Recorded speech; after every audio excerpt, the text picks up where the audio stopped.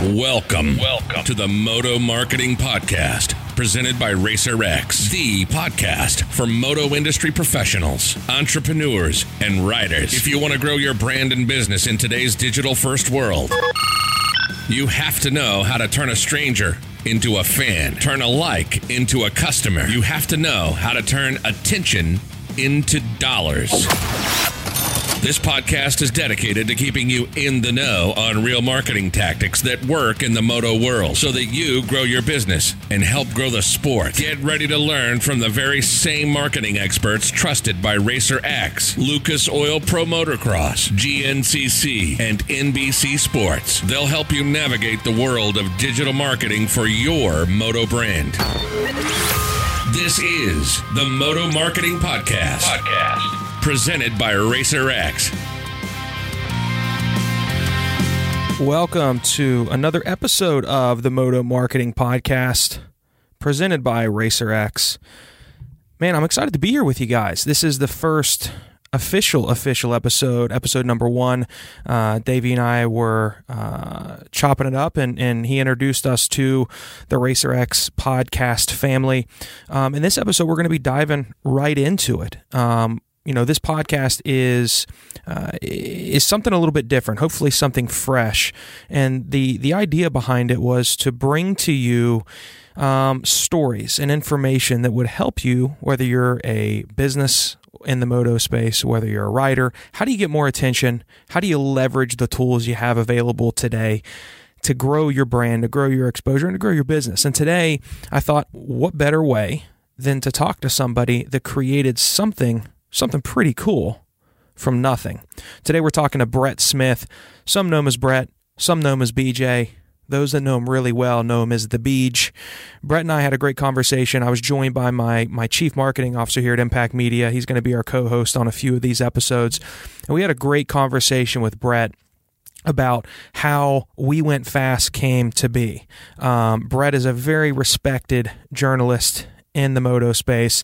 And in fact, a couple months ago, he wrote the most expensive photo in motocross history, which can be found in the print version of RacerX or in the digital publication as well. It was a really cool read. And we talked to him a little bit about that, but we also talked to him about We Went Fast. What is it?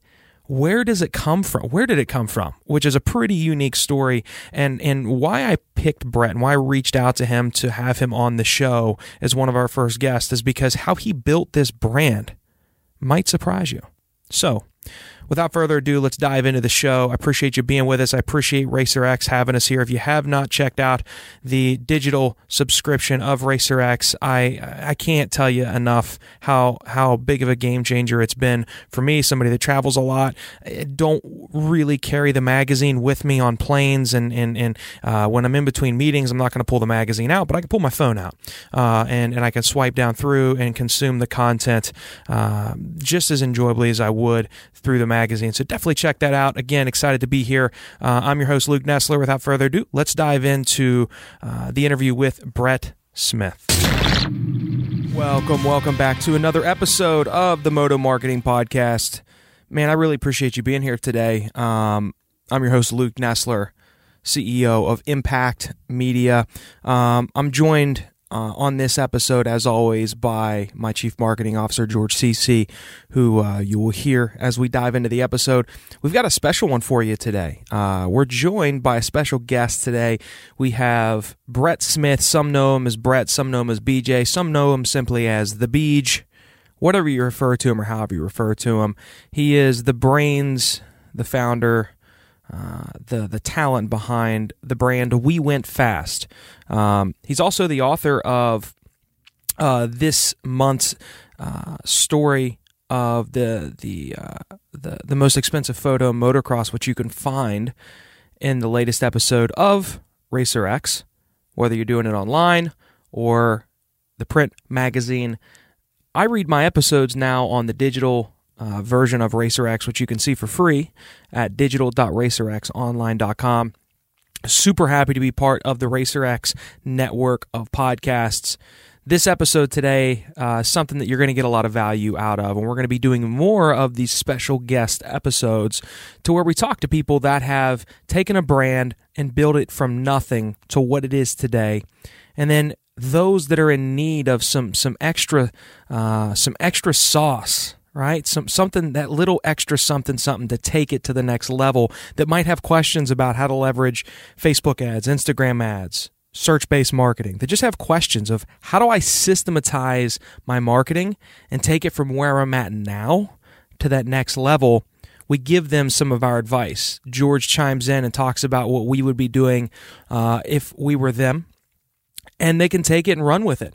And it's pretty special because you get to hear their story behind how they built what they built, but then some of our guests, you're going to hear them ask us questions, and we're going to answer their questions. We're going to tell them what we know will work, and they can take it and apply, and you can learn from that. So Brett is just a really special individual who is extremely talented, one of the most talented content creators in the space. His story writing is second to none. Really enjoy the content that he creates, and we talk about how he created We Went Fast, and the story behind that brand and how it was created is pretty interesting. It started as just some advice from a friend that you may or may not recognize when we get into the story, but somebody had told him, hey, man, just start an Instagram account.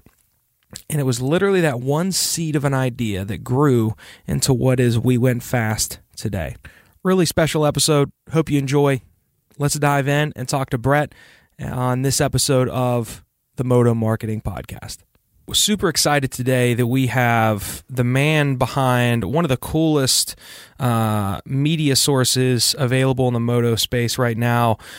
We Went Fast. So we have Brett Smith joining us today, and man, I'm really excited to have Brett on. We're going to talk about We Went Fast, where the brand came from, how it got started, and then Brett is really looking to take things to the next level, and obviously knows the importance of social media, but just really figuring out how can he leverage it to take the brand to the next level, get more eyeballs on his content, obviously grow and monetize so that he can take the success of We Went Fast up a few notches. So Brett, man, it's a pleasure to have you here. George and I are excited for you to join us on the Moto Marketing Podcast. Thanks, Luke. Thanks, George. Congrats on the new show. Thanks, man. Thank you very much. We're very much excited about it. And I think what's cool about you is how you've taken something from an idea, something from nothing to what it is. And the first time you and I had a conversation, I think you were talking about Brian Deegan and how he knew We Went Fast, but he didn't know it was you. And then when he realized that you were one and the same, do you get that a lot? Is it you're creating content that a lot of people are seeing, but you've been in the industry, I think you said since 2000. Do you get it a lot to where there's a lot of people that don't realize that you're the guy behind the brand? I do get that, and I think it's because I don't go to as many races now. I have two kids. I live in Baltimore. I used to go to a lot of races before I had kids. I was producing the motocross series, so I don't get to as many races. And know that brand is out there. And when I do show up to those 2 or 3 races a year, and you hand out stickers or I'm wearing a hat or a shirt, people are like, "Wait, it's you! I know you!" And the Deegan story is because I've worked with the X Games since 2001. In different capacities. So I've been around Deegan, Pastrana, all those X Games athletes, and so they see faces all those years, and he and his kids all follow me on Instagram. Right. And when I was at Redbud for the donations, I handed Deegan a pile of stickers. I'm like, "Here for the boys," and he looks at me and goes, "This is you?" Nice. Because he's always commenting on my stuff. Because I like to bring people back to their earlier childhood days of riding, and he enjoys a lot of what I post. Yeah, well, that's I think what's cool about the content that you create that is very different than the traditional moto media source is. It is something that's interesting to the industry professional as well as the fan, because you're finding the most uniquest, the uniquest, there's a new word, the most unique stories. It's not at all race coverage. So I think you've certainly got your own niche that is very special, and unlike really anything else that anybody's doing. And I think what's cool is you still work with brands like Racer X. You just did the David St. Onge story that can be found at digital.racerx online. So you're creating and finding these really remarkable stories. But let's take a step back. Like, where did all this come from? How did you come up with the brand and take this from an idea to what it is today? I can't remember how I decided on this name, but I do remember where I was in 2012, 2013. I was on my couch in my condo in Atlanta. I was on Facebook. Someone had posted a photo and tagged some of us. This was all of us District 14 kids. That's Michigan. Right. And someone posted a funny photo, and we were all commenting on it. It was almost like a giant group text, but it was all on social media. And we tagged someone else. What about so-and-so? What about so-and-so? And then like more people were joining the conversation. And it was this funny like group conversation. And I just thought, this is a fun community. Like, everybody has old photos. Anyone who ever raced a dirt bike or rode a dirt bike has photos sitting in a closet or a photo album somewhere. And I thought, wouldn't it be cool to create this community where everyone kind of gathered and just talked about their old racing days? So in my head, it was like this social media for dirt bikers, whether they're former or current or whatever. And I didn't really know what it was, other than I wanted to gather people together somehow. And I compete with Facebook. That's like a preposterous thought, you know? Right. But I drew up a proposal. I still have it somewhere. And when I moved to Baltimore, I was close to my friends, Davey Coombs and Brian Staley. And I drove over to Morgantown one afternoon and met with them. Again, in my head, it made sense, but trying to explain it to someone, it made no sense. It didn't make any sense at all. I still didn't know what it was. I think every great idea starts with that. Yeah. Thank you. I think about that. I'm like, was I an idiot? I have no idea. And Staley just kind of looks at it and he goes, why don't you just start an Instagram account? And this was in March of 2012. And I thought, all right. I kind of had some branding work when I produced a TV show called Cafe Racer TV, which was on the Velocity Network. So I was a little like, it's not really what I wanted to do, right? Right. But then again, I didn't know what I wanted to do. Brian is good, very good at, recognizing what works and what doesn't work, and he's not scared to just try things. So I just kind of swallowed my pride and said, all right, that's what I'll do. And I just started an Instagram account under that name, and I started posting my personal racing photos that my dad had given me from when I raced. And you can look at the first photo, it's like 23 bikes, and I just organically built it from there. I didn't pay for any followers. I didn't do anything special. I didn't know what the hell I was doing. I just did what I wanted. I winged it. And I just did that for a few years. There was no merchandise. There was no website. There were no stories outside of my byline of writing for Racer X, Meta, Dirt Rider, name the publication, my work with X Games. And it just grew and grew and grew and grew. And so the blog came after the Instagram account. Wow. It's only a year old. Oh, wow. Holy heck. And I'd been talking through email and over the phone with a guy who also works in the motorcycle industry, who I hadn't even met. He was just a fan of what I did. We're about the same age, late 30s. And his dad was a bit of a marketing titan in the motorcycle industry.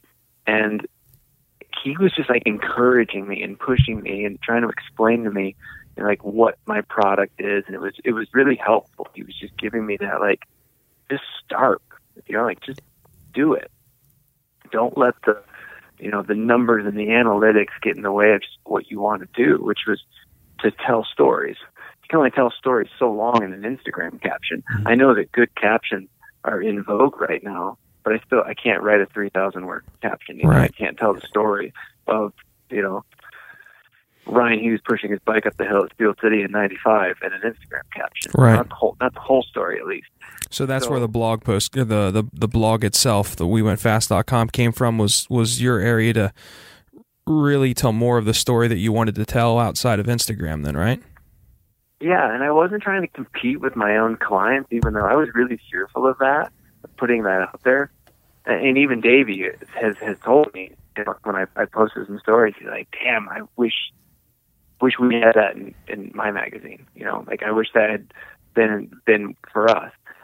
But the reason I launched the website was so I could tell the stories that maybe didn't fit in those magazines, or I could just tell them where I wanted to tell them. I think that's what I've discovered very quickly as I get to know you and hear more about you and from Davey and other folks is I think your content is, again, like I said at the beginning of the show, it's something that your client wants to read. It's something that the industry professional as well as the non-industry professional but a fan of the sport wants to read. And you had said it, I think it was on Ouija's podcast, to where you're not doing the day-to-day race coverage. You're finding these unique perspectives and these unique stories. And what I didn't realize about your brand is that it started as an Instagram account, which was an awesome suggestion by Brian Staley, and it was back when Instagram really wasn't what it is now even. And I think that says a lot for your brand, where it went from 20 some likes to what it is today, to where it's that account that a lot of people seek out to consume your content. Talk about how. So you started this, and it went from a small amount of likes to then it grew, and then it grew, and then it grew, and then finally you get it to a point where you're like, it's time for the blog. How did you find, this is a question that everybody asks me all the time, and I want your take on it. How did you grow the Instagram account? I mean, obviously it's creating great content, but what did you see really spark that growth in We Went Fast's account?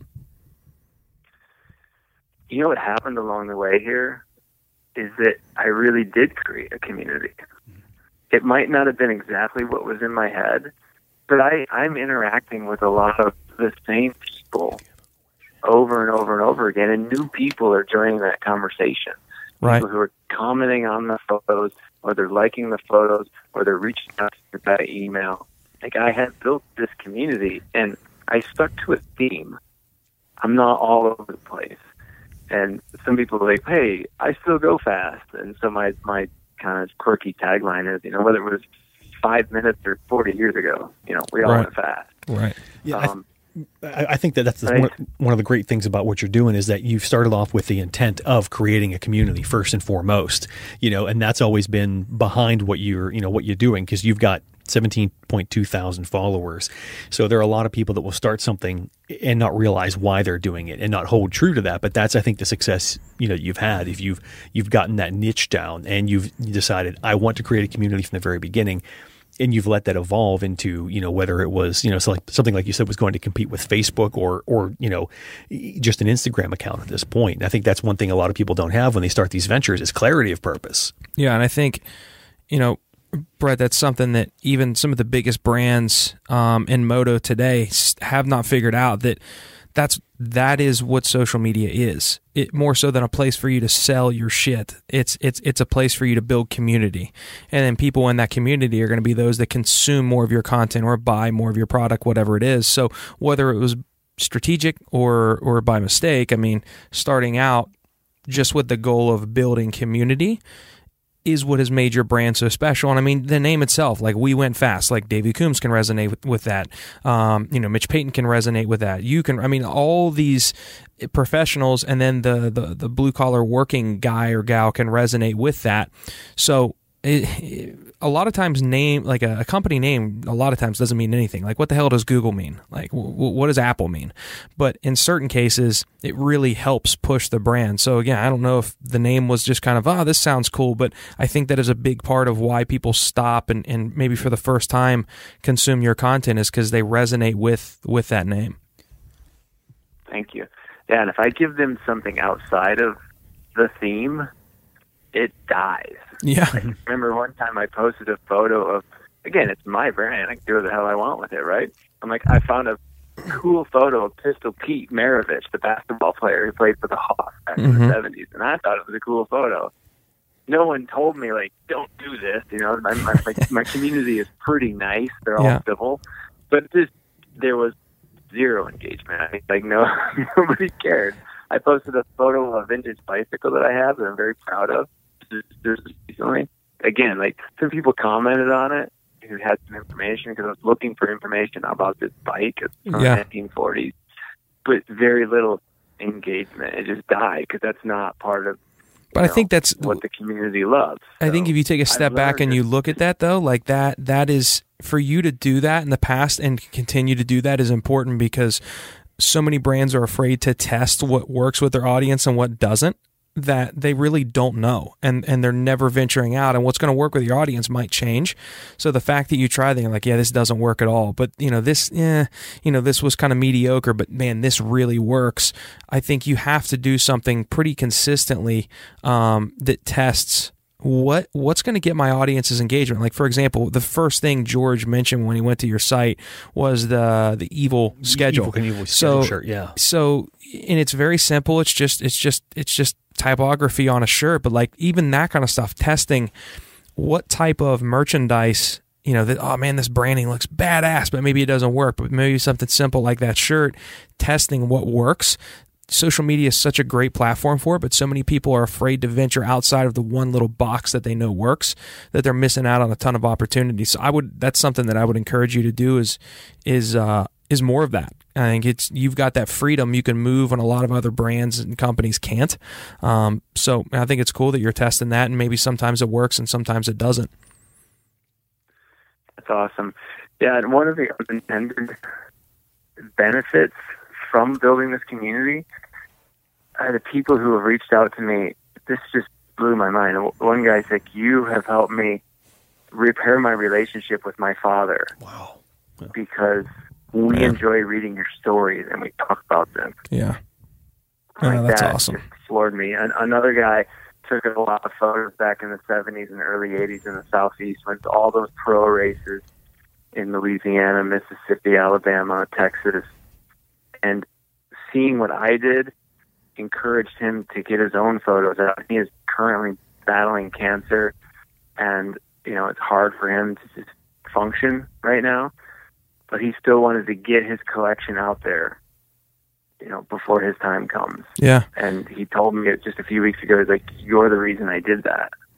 Dude, it's a beautiful thing. You don't realize the impact that your skill has on somebody, and unless you leverage that megaphone that is social media to broadcast that out there. So I think it says a lot for your content that people are coming out of the woodwork and letting how it's how it's changing or enhancing their life, or making that that 10-minute read that they spend, how it's brightening their day.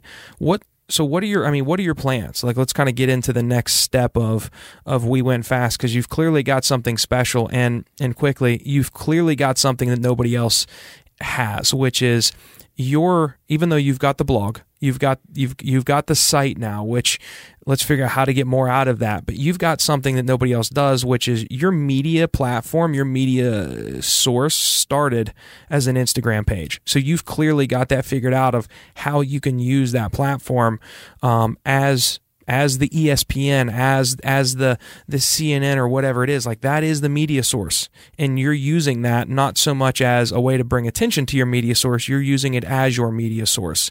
And I definitely wouldn't venture away from that, because it's worked for you, and I don't know of another brand that started that way in this space.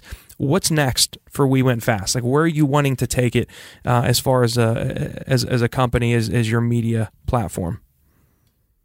But where I don't want to go still, which is, week-to-week races, breaking news. I just feel that space is very crowded. Right.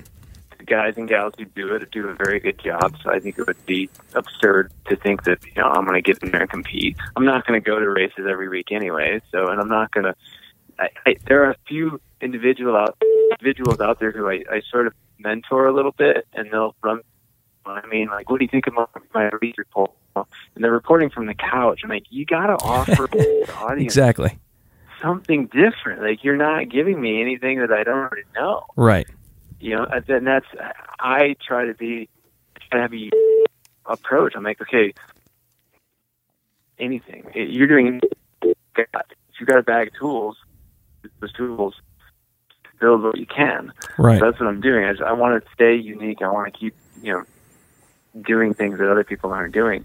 So I know I'm not going to venture into that space. But as far as like, where am I going? Still trying to figure that out. I still feel like I'm winging it. And you told me in an earlier conversation, you probably know more than you think you know, but I'm just not seeing it. Yeah. On social, I've gotten to the point where I know you get different advice from different people. You got to be posting 3 to 5 times a day. You got to be posting 2 to 3 times a day. I don't feel that pressure because I don't want to. Yeah. I don't want to oversaturate. Well, I think with your content and your brand, you don't have to be posting 3 to 5 times a day. And George, if you any of this you want to dive in on, feel free. Because here's the thing: all the other brands out there, which are great, and I love them all. I consume a lot. We'll use Racer X as an example. There's so much news breaking almost on a daily basis in the type of content that Racer X puts out that they need to be putting content out multiple times a day, right? What's going on with Austin Faulkner? What's going on with Martine? What's going on with Ken Roxon this week? Like, there's stuff breaking consistently to where, they need to be putting it out. With yours is more of this artistic, this piece of art that takes more time to form. You're finding these stories that yours is more quality over quantity. Not saying that everybody else's content is not quality. It is. It's just, it takes a lot longer for you to create your piece of artwork than a Racer X or another, a video channel, whatever it is. It takes, they have to pump content out more consistently.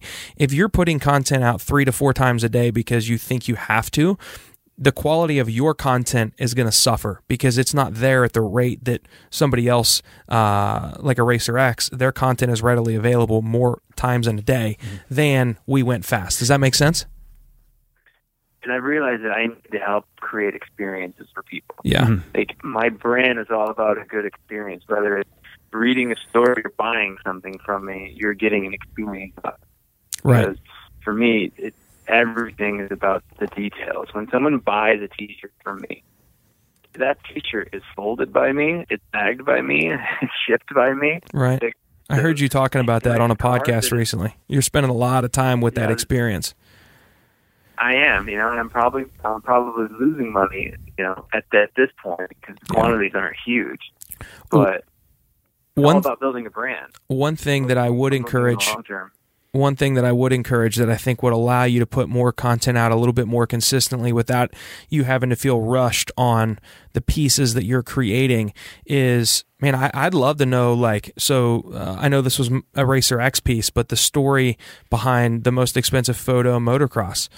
That wasn't easy. Like, I know you didn't just sit down and pump this out. On, I think it was Ouija's podcast, you had talked about how you had this conversation with the Sainage guy and to get him comfortable. So I think what would be cool on your Instagram is putting a face to the We Went Fast brand and letting us see what goes into uncovering these stories. How did you find, how do you find these guys and gals and the people behind these heart-wrenching or moving and motivational pieces that you're creating? What goes into creating that? Because that's what makes We Went Fast different than anything else, is how you're uncovering these stories. And I think that's something that would allow you to be a little bit more consistent without sacrificing the quality of the work that you're doing, is showing just little bits and pieces, man. Like, hey, I got a phone call set up with this person for this interview, and just giving us a 15-second snippet of that on an Instagram story, it's now going to promote and pique my interest for when that piece does come out. George, do you want to add to that? Yeah, absolutely. I think that's the big thing when you're when you're trying to build this community. Once again, people now obviously they super appreciate what it is you're doing as far as the content you're putting out and the experience with that. But it's that they want to see that little bit of a behind the scenes, and it's a great way to tease like another post you've got coming up. And I think that's where, a lot of the times, we see people doing that behind the scenes type of thing. It's just going to build forward on every single thing that you post from that point on, and you just kind of get into that kind of like little promo mode and different things like that. Let me ask you this. You mentioned actually selling the shirts. Are you, what is your sales rate like on those? How many of those things are you pushing out? Are you looking to monetize like more of your presence with the shirts and the swag and stuff? The reason I started selling merchandise was because I realized I was committed, like Luke said, quality over quantity. I was not going to be posting a story every day, not even every week.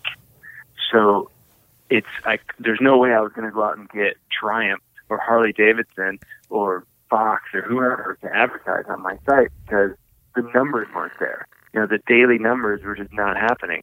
That, in my opinion, of banner advertising is kind of low as it is. I'm like, well, how am I going to make money? I need to make some money, because it takes a lot of time to write some of these stories. The Austin Faulkner story, I was in and out of it for months to write that story. So I was like, well, I started a Patreon account.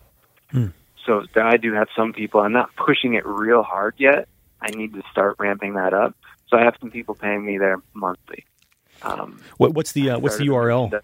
What's the URL for your Patreon account? Go ahead and plug yourself, man. Yeah, absolutely. Patreon.com, that's patreon.com/WeWentFast.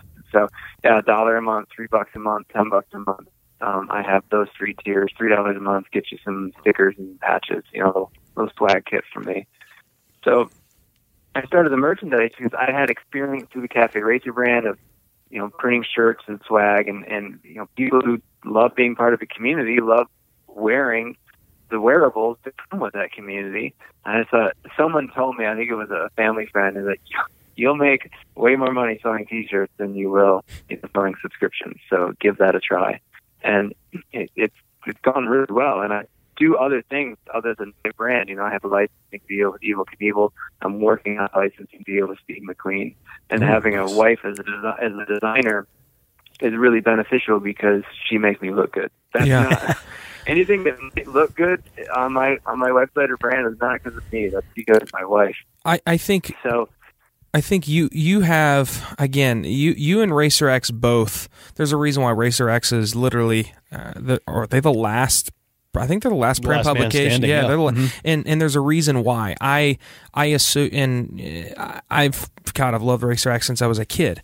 I associate the sport of moto, and when I swing a leg over my bike and when I'm spending time with my buddies watching the races, it's a lifestyle, and Racer X fits that. What you've created with We Went Fast is another very similar lifestyle type brand to where there's certain people that are going to resonate with it. It's going to be that 45-year-old guy that has all these like weekend warrior stories from back in the day, and he's building this new story with his kid. There's all these different people that are going to resonate with it to where if I associate the We Went Fast name and the logo and the brand, I'm going to support that gear because when I'm at High Point at the National, when I'm at Budds Creek or whatever it is, or when I'm at the local track and somebody walks by me and sees that, there's that emotional connection. And I think you can really capitalize on that. And whoever told you that, merchandise, you can make a lot of money on that, they're not kidding. But you can't just create a shirt and expect it to sell. You've got to have a brand that is attached to that it makes somebody feel a certain way. And the way you're going to do that is through your social media content, your written content. So the more great stories you put out, one thing I would suggest, how can you create themed merchandise to go along with the stories that you're putting out? So, we'll use the Austin Faulkner story. What can you put out that's going to resonate with everybody that read that, to where there's a piece of merchandise that goes right along with it, that it's almost these timeless pieces that match up with the stories that you're putting out. I think that's something that there's potential there. I love that you mentioned this because it's in the works for my next story. I'm not ready to let the cat out of the bag just yet, but yeah, I was wondering, is this a good idea? Will this bomb? but hearing you mention it helps me not feel so alone. Yeah, absolutely. There's no two ways about it. I mean, it's a good idea to do that, because if you have a good key quote, from the story, it might not be a photo you took because it might be an older photo that that you found in an archive or something like that. But if you got a good key quote from the story, I mean, the shirts, with something like that, just well designed as your wife is already doing, is going to add a lot to that whole promotion of the story. Somebody reads a story, loves it, and then you've got the opportunity to buy the shirt embedded right in the story. And that's a great 100%. Yeah, that's a great impulse purchase right there. And the fact that you've got this amazing Instagram account moving on, you've got so many followers. One of the things we're seeing as far as targeting goes, like from running the ad side of things with like promoting a shirt or things like that, we're seeing right now the dominant audience is really people who have interacted with your Facebook or Instagram account are the ones that are buying stuff. Yeah, absolutely. So if you were to start running ads and just target those people, you'd be making bank immediately.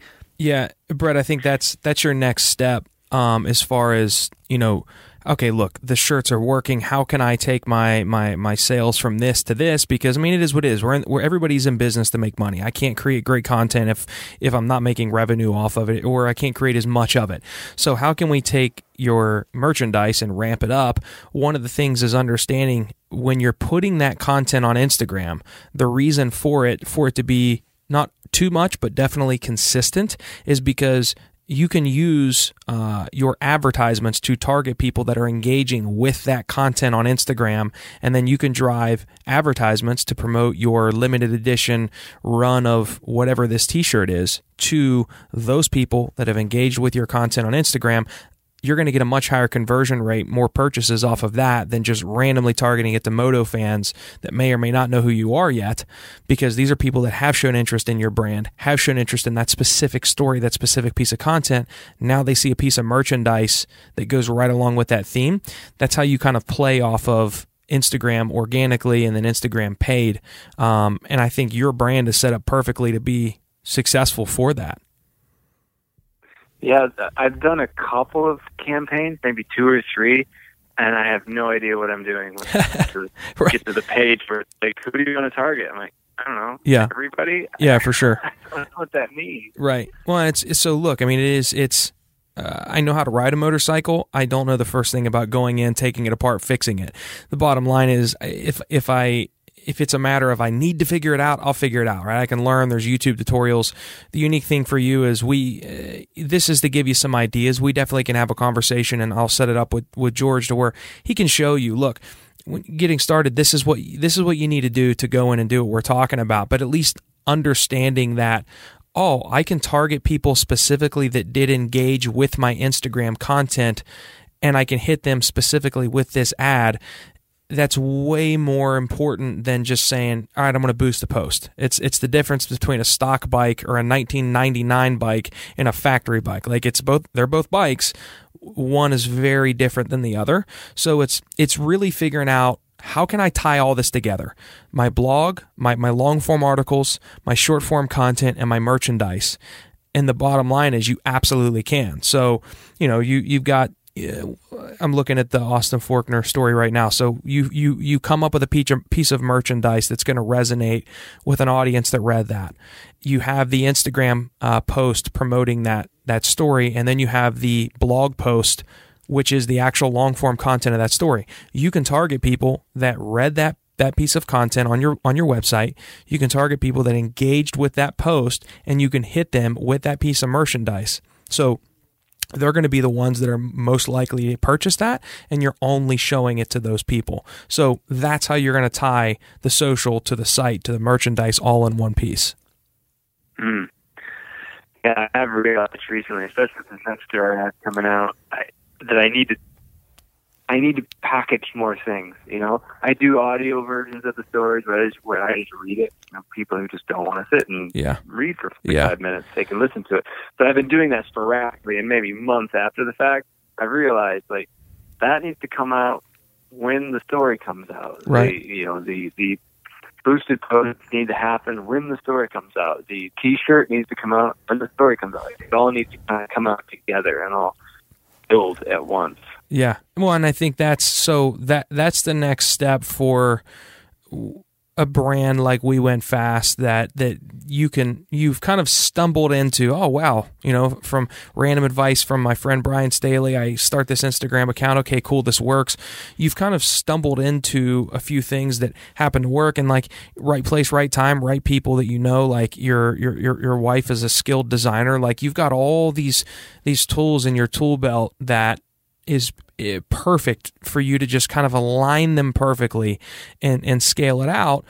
And that's what we're going to help you do. Like, we're definitely going to set up a conversation if you're able to come to, the High Point National. We're going to bring you into the conference room and help you align these strategies. But that's why when Davey told me about you, and then I got to have a conversation with you and learn about you, I saw all these pieces that I can tell aren't aligned properly, but all individually on their own are really cool. So it's just a matter of, if we can align all the We Went Fast pieces of the puzzle perfectly, dude, you've got something that has the potential to really grow, and you're going to grow it via what you've been doing, but just alignment of those things. Social media organically and social media paid, which free versus unfree. Your website / blog, like growing on that, and then your merchandise, which is really unique, really custom. Just putting all those things in the right place is going to be how you're going to scale We Went Fast. And yeah, I think you're dude, it's like the time is now, and you're capitalizing on it. It's just a matter of taking it to the next level. Yeah, thank you. And for those out there who are listening who might be thinking, I don't have time to do any of this, or I want to build my own brand, and how do I make time? I started this right after I moved, right after I quit my day job, and while my first child was 3 months old. So, and we didn't put our kids in daycare. So I've done all of this, brought another kid into the family. She's at home with us. She just started preschool 2 days a week. So this all happened while being a part-time stay-at-home dad, because we both work at home and the kids are at home with us. Now they're starting to go to school. So I did this with kids in the other room screaming and killing each other. And because my kids, one is in her 2 day a week preschool and the other is in pre-K. So we're both out of the house right now. What's your advice for someone who? What's your advice for someone who is going to be, wants to do the same type of thing as you? They want to follow their passion, create a community, and do this. Aside from having an amazing wife that's going to be working on the graphics and stuff like that, and doing this. What's the one thing you could say to that guy or girl out there listening who is like, man, I know I can do something like this, but what's the big overcoming the but for them? Get started. Don't quit your day job, but also don't let your day job prevent you from doing it. Just start. And there's a great book by John Acuff called Start, which, his whole message is go.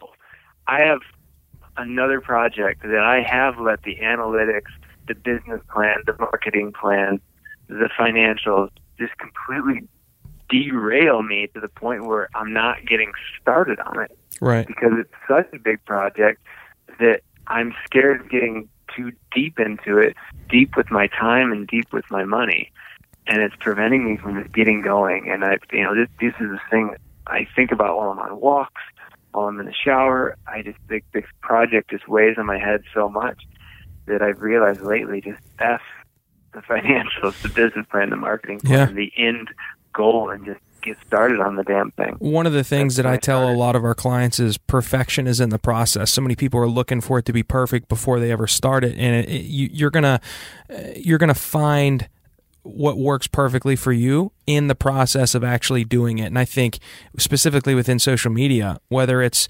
a young startup brand like We Went Fast, or a really established long time name in the sport, everybody can use these tools, but the biggest mistake people make is they don't do what you did. They won't start because they're looking for the perfect process before they ever get started, or they're paralyzed by the what ifs. What if a fan says something negative? Whether you're a writer or a company, what if a fan says something negative? Okay, well, they're going to say negative shit about you whether you're on social media or not. It's a matter of, are you playing offense or defense? Are you there to defend it and grow your brand and promote your brand, or are you completely silent and just taking the punches? So look, man, you're doing all the right things. It's just a matter of aligning them. And I think we gave you a couple things today that hopefully resonated. I love your story.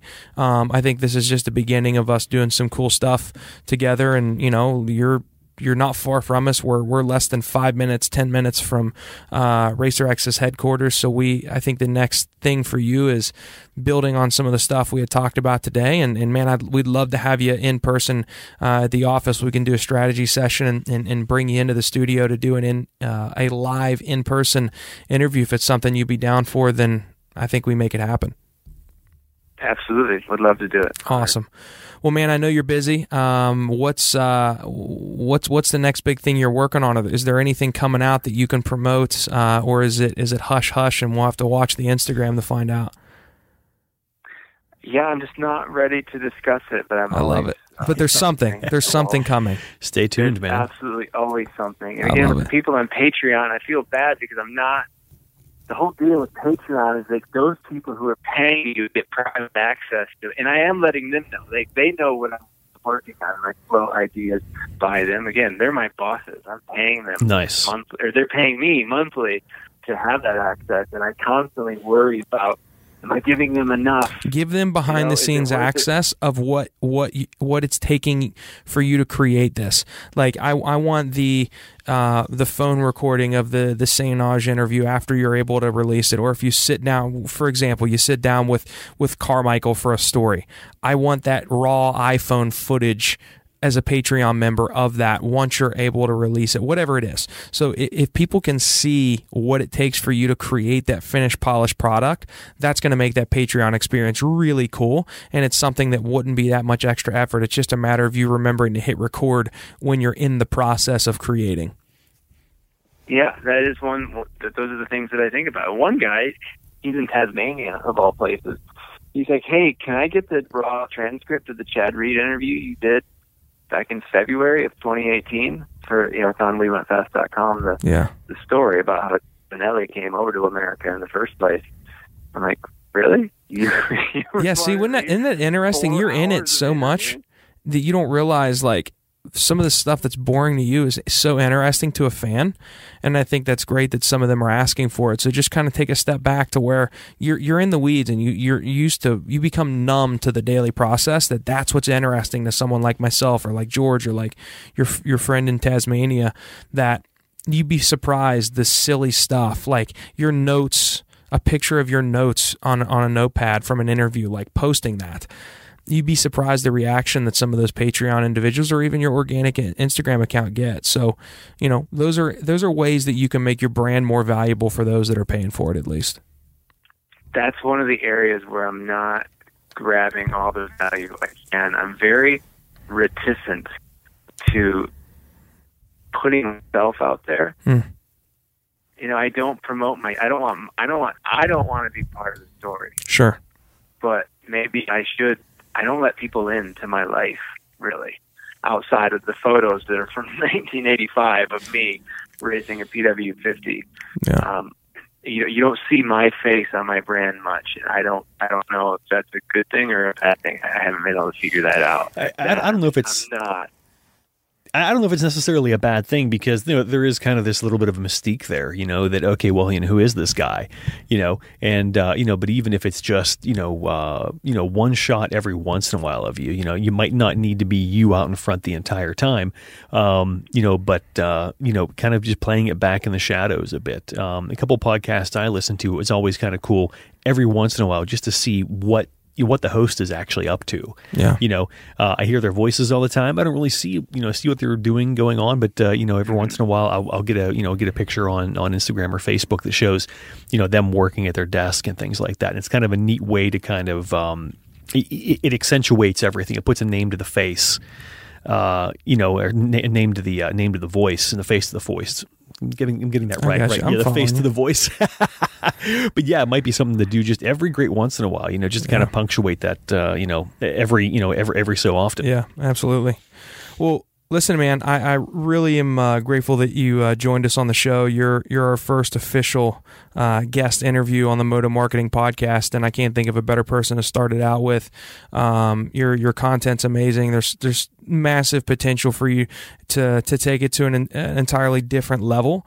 And I hope you found some value from this today, and I'm sure everybody enjoyed learning more about where We Went Fast came from. And it's an interesting story, man. It started as just a random comment of, hey, you should start an Instagram account, and then here we are today creating some of the best content that's available. So I think that's awesome, and kudos to you, man. Thank you so much, guys, and thanks for everyone for listening. WeWentFast.com and WeWentFast.com/shop. Get yourself a sweet T-shirt or hat or patch. Awesome, brother. Yeah, absolutely. We need to get some We Went Fast stickers on the back of these laptops, and I think we're going to pick up some We Went Fast swag. It's George is looking through the store, and he's like, "Oh, dude, I want the Evil Knievel one. He wants the evil shirt. I want the evil shirt, dude. 100%. I'll be buying that today. Awesome, Brett. Well, listen, we will be. Thanks, guys. Yeah, we'll be in touch with you very soon, man. Take care. Take care. See you. Awesome. So that's Brett Smith from WeWentFast.com. Look, I mean, if you're listening to this show, you definitely are familiar with this content. If you're not, you have to check it out. WeWentFast.com. It's We Went Fast on Facebook, and then We Went Fast on Instagram as well. And I mean, he's done an amazing job taking this brand from nothing to what it is today. And I think he's the perfect example of somebody that's got potential to align his Instagram, his home base of his website, and he's got this awesome merchandise line, and leveraging organic social media, which is the unpaid free daily posting, as well as what you specialize in, which is the paid. And I'd love to see him do it. Yeah, absolutely. He started off with the right idea. We see a lot of people come up with ideas. They want to do something, but the first thing in their mind is, I want to make money on this. I want to make money on it. That wasn't really him. No, that's awesome. He wanted to create community. He had something he was passionate about. He wanted to create community, and that's been the driving force behind everything that he's done so far. And when you look at major brands, when you look at Apple and Google and any of these companies that are on Amazon right now, they all start off with a purpose, and it's purpose over profits in the very beginning. Exactly. I have a dream, I have an idea, and you pursue that dream and that idea. People start following you because you're the first one out in front, and people start following you. And then when it's time to make the ask, people buy 100%. And he is primed for especially in this industry. I mean, it's a very look, I mean, it's not easy to break in, especially in the media, as a new media source, and get people to take your content seriously. Right. If he would have came in looking for a place to sell ads on his site, look how much traffic I've got. I mean, you're not going to do it better than the RacerX brand. Exactly. Right. Yeah. So, but that's not what he tried to do. I want to create great content. He's got this following. Now he's got people that will buy his product because they're part of the community. Exactly what you said. So listen, that's what these shows are for. It's bringing you guests like Brett, who have created something really cool, but have gotten to a point to where they need that. What's next? Like, I've used these tools, but it's just been from luck, and like, I don't really know how to leverage it next. So we want to bring them on, throw a couple ideas at them to where you can learn as well. As far as the targeted advertising, how do you sell more shirts? How do you sell more product? That's where George specializes in. If you would like to be a guest on this show, man, we'd love to have you. There's no brand too big or small. If you are Moto, we want you on the Moto Marketing Podcast. I want to hear about the brand that you're starting. The brand that you've started has done very well. The brand that's been around for 50 years, but you don't know how to continue the growth with social media. Come on, tell us your story. Have a conversation with George and myself, and let's figure out how to grow this thing. And obviously, this show is brought to you by RacerX. George, I got my print issue of the new RacerX, and hung the David Sainage photo that Brett actually wrote the story. It's hanging in my office, and you commented on that today. Absolutely. I came in, I'm like, my God, you got a print? Because I wanted to get a print of that. We'll get you one, Davey. We need to get a print for George. Yeah, but and then the easiest way to get that print is to subscribe. Subscribe, and you're going to get that amazing print, which is iconic.